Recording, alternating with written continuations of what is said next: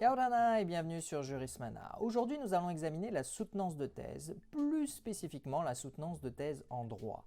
Il ne s'agira pas d'un guide, d'autant plus que certaines variations existent selon les universités, mais plus d'une approche pour vous permettre de comprendre grosso modo à quoi cela correspond.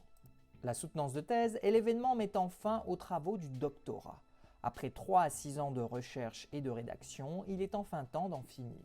Son régime juridique global est posé par l'arrêté du 25 mai 2016 fixant le cadre national de la formation et les modalités conduisant à la délivrance du diplôme national de doctorat. La soutenance consiste en une présentation de sa thèse à un jury qui doit déterminer la qualité des recherches ainsi présentées. Concrètement, c'est le directeur de thèse qui décide si elle peut être soutenue ou non. Cette décision, prise officiellement par le président de l'université, est toutefois soumise à conditions. En effet, les travaux du doctorant sont préalablement examinés par au moins 2 rapporteurs dont l'identité est proposée par le directeur de thèse. Ces derniers font connaître au moins 2 semaines avant la date prévue pour la soutenance leurs avis par des rapports écrits. Et sur cette base, le président de l'université autorise la soutenance. Ces rapports sont communiqués au jury et aux doctorants.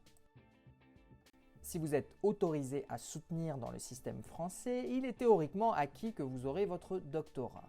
En principe, si une thèse est nulle, vous ne pourrez tout simplement pas soutenir. Un autre point est celui du jury de thèse. Le nombre des membres du jury est compris entre 4 et 8. Désignés officiellement par le président de l'université, en pratique, c'est le candidat et le directeur de thèse qui désignent les membres du jury. C'est un élément important, car avoir des personnalités reconnues dans son domaine est un plus.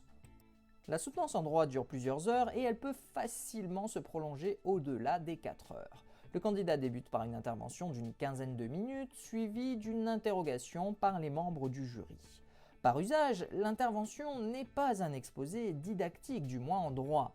Les membres du jury ont lu la thèse et en principe il s'agit plus de présenter les avantages et lacunes des travaux et les éventuelles difficultés rencontrées. En gros, essayer de couper l'herbe sous les pieds du jury et éviter les éventuelles questions difficiles. Les interventions des membres du jury sont libres, prenant généralement la parole l'un après l'autre avec leur ressenti personnel et un ensemble de questions. Dès que les membres du jury ont terminé, ils se retirent pour prendre leur décision. Après l'annonce des résultats, il est d'usage que le candidat offre un cocktail dînatoire pour les personnes présentes. Attention, les soutenances étant publiques, plusieurs dizaines, voire soyons fous, centaines de personnes peuvent être concernées. Et voilà, nous en avons terminé avec cette petite explication sur la soutenance de thèse en droit. Merci à tous et à très bientôt sur Jurismana. Parheyane!